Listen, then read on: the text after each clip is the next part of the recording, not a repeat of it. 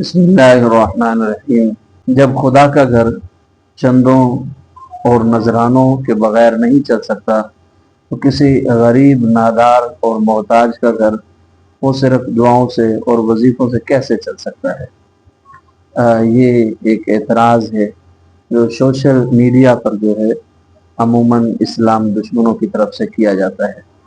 معترض کا اعتراض یقیناً ایک غلط فہمی پر مبنی ہے اور ایک مغالطے پر مبنی ہے۔ وہ مغالطہ کیا ہے؟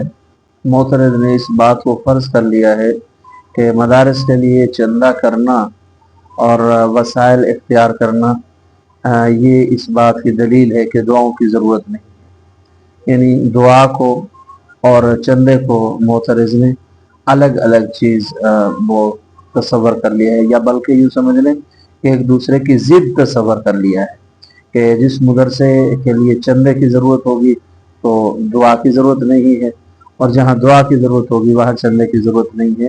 ان دونوں کو معترض نے جو ہے ایک دوسرے کے مقابل پیش کر دیا ہے، جو کہ بالکل غلط ہے اور نامناسب ہے۔ ہمارا دین، ہماری شریعت ہمیں اس بات کی تعلیم دیتی ہے کہ وسائل جو ہے وہ بھی اختیار کیے جائیں اور اللہ تعالیٰ کی طرف جو ہے رجوع بھی کیا جائے، اللہ تعالیٰ سے مانگا بھی جائے۔ دونوں کام ہماری شریعت، ہمارا دین ہمیں کرنے کی تعلیم دیتا ہے۔ اللہ تعالیٰ قرآن مجید فرقان حمید میں فرماتے ہیں فَامْشُوا فِي مَنَاكِبِهَا وَكُلُوا مِن رِزْقِهِ، زمین کے راستوں میں چلو پھرو اور رزق تلاش کرو۔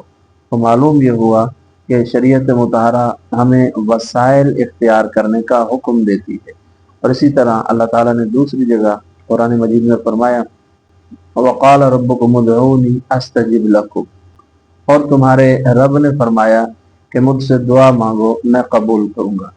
تو دعا کا بھی شریعت حکم دیتی ہے، یعنی وسائل اختیار کرنے کا حکم بھی ہمیں قرآن مجید میں دیا گیا ہے، اور دعا مانگنے کا حکم بھی ہمیں قرآن مجید میں دیا گیا ہے۔ یہ دونوں باتیں قرآن مجید سے ثابت ہیں۔ تو دعا کو وسائل کے اور اسباب کے مقابل اور متضاد سمجھنا، یا اسباب کو دعا کے مقابل اور متضاد سمجھنا، یہ انتہائی غلط قسم کی روش ہے، جو کہ بالکل غلط ہے، ہوگس قسم کا اعتراض ہے۔ اس اعتراض کی کوئی حیثیت ہی نہیں ہے۔ تو ہمارا دین ہمیں ایک آیت میں محنت کا حکم دے رہا ہے، وسائل اختیار کرنے کا، اور دوسری آیت میں دعا کا جو ہے شریعت ہمیں حکم دے رہی ہے۔ تو یہ اس بات کی دلیل ہے کہ اسلام ان دونوں چیزوں کو جمع کرتا ہے، وسائل کو بھی اور دعاؤں کو بھی۔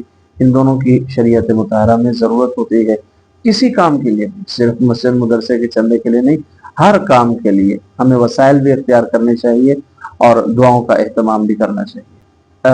یہ مثال اسی طرح ہے جس طرح کوئی آدمی کہے کہ گاڑی کے اندر انجن موجود ہے تو اب جو ہے اسٹیئرنگ کی کیا ضرورت ہے۔ تو یہ بالکل غلط قسم کا اعتراض ہے۔ انجن کا ہونا اس بات کی دلیل نہیں ہے کہ اب اسٹیئرنگ کی ضرورت نہیں ہے، اور اسٹیئرنگ کا موجود ہونا اس بات کی دلیل نہیں ہے کہ انجن کی ضرورت نہیں ہے۔ یہ دونوں چیزیں ضروری ہیں۔ جب یہ دونوں چیزیں ہوں گی تو انسان منزل مقصود تک پہنچے گا۔ تو شریعت مطہرہ اس بات کی تلقین کرتی ہے کہ زندگی میں محنت بھی ہو اور دعاؤں کا اہتمام بھی ہو۔ اللہ تعالیٰ کی ذات انسان کے لیے راستے کھول دیتی ہے۔ یہ معترضین کے اعتراض، ملحدین کے اعتراض، ان کا مقصود اسلام کو اٹیک کرنا ہوتا ہے۔ اللہ تعالیٰ ان کو ان کے منصوبوں میں ناکام اور نامراد فرمائے۔ وما علینا الا البلاغ۔